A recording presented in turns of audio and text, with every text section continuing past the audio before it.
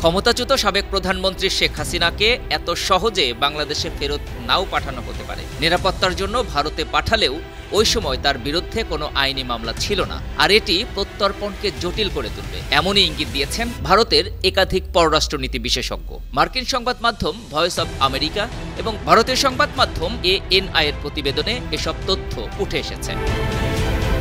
বৈষম্যবিরোধী ছাত্র আন্দোলনের গণ অভ্যুত্থানের মুখে গেল 5 আগস্ট দেশ ছেড়ে ভারতে আশ্রয় নেন ক্ষমতাচ্যুত প্রধানমন্ত্রী শেখ হাসিনা। ডক্টর মোহাম্মদ ইউনূসের নেতৃত্বে গঠিত হয় অন্তর্বর্তী সরকার। বৈষম্যবিরোধী আন্দোলন চলাকালে অনেক মানুষ নিহত হয়। এসব নিহতের ঘটনায় শেখ হাসিনার বিচারের জন্য তাকে দেশে ফেরত চেয়ে ভারত সরকারের কাছে গেল 23 ডিসেম্বর আনুষ্ঠানিকভাবে চিঠি দেয় বাংলাদেশের পররাষ্ট্র মন্ত্রণালয়।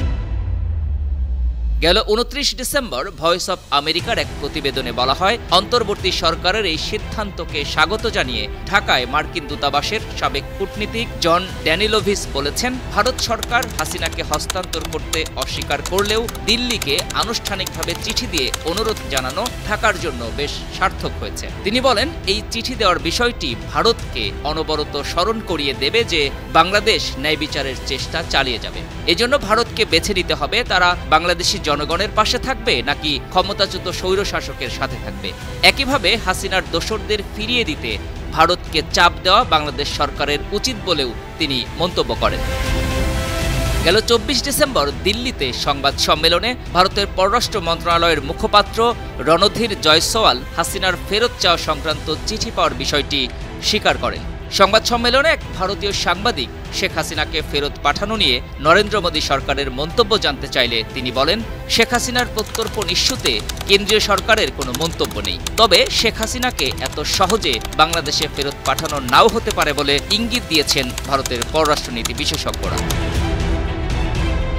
ভারতের সংবাদ মাধ্যম ANI-কে দেয়া এক সাক্ষাৎকারে ভারতের সাবেক হাইকমিশনার মহেশ সাচদেব জানান, বাংলাদেশ ও ভারতের মধ্যে যে বন্দি প্রত্যর্পণ চুক্তি রয়েছে সেটি অনেক সতর্কভাবে করা। এই চুক্তিটি রাজনৈতিক ইস্যুতে প্রত্যর্পণ প্রত্যাখ্যান করে, কিন্তু রাজনৈতিক বিবেচনায় অপরাধমূলক কর্মকাণ্ডকে ফোকাস করে। এখন চুক্তির এসব সতর্কতা ব্যবহার করতে পারে ভারত। বাংলাদেশে এই মুহূর্তে চলমান রাজনৈতিক অস্থিরতার পুরো ভাগে রয়েছে ক্ষমতাচ্যুত সাবেক প্রধানমন্ত্রী শেখ হাসিনার অবস্থান। প্রতিবেশী দেশ ভারতের জন্যও ব্যাপারটি অস্বস্তিকর হয়ে দাঁড়িয়েছে। তবে মহেশ সাচদেব মনে করেন, বাংলাদেশ অপেক্ষাকৃত উচ্চ পর্যায়ের কূটনৈতিক পথে শেখ হাসিনাকে ফেরত চাইলেও কিছু অনতিক্রম্য কূটনৈতিক জটিলতার কারণে ভারতের পক্ষে সেই অনুরোধ রাখা কঠিন হবে। একই সুরে কথা বলেছেন ঢাকায় কাজ করে যাওয়া ভারতের সাবেক হাইকমিশনার পিনাক রঞ্জন চক্রবর্তী। হাসিনার প্রত্যর্পণ নিয়ে ভয়েস অব আমেরিকাকে পিনাক বলেন, হাসিনার নিরাপত্তার জন্য যখন সেনাবাহিনী তাকে ভারতে পাঠিয়েছিল তখন তার বিরুদ্ধে কোনো আইনি মামলা ছিল না। এটি প্রত্যর্পণকে জটিল করে তুলবে, কারণ এটি একটি বিচারিক প্রক্রিয়া যাতে অপরাধের দৃঢ় প্রমাণের প্রয়োজন হয়।